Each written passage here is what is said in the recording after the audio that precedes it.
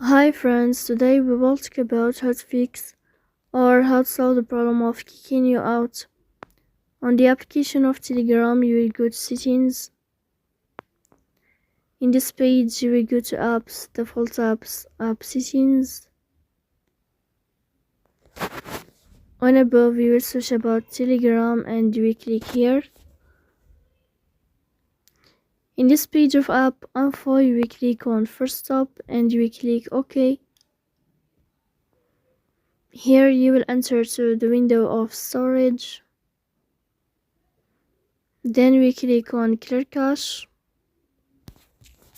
In the end, you can turn off your phone and you can wait a moment to restart your phone again to fix that problem.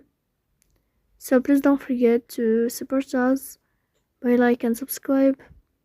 See you next time and thank you for your watching.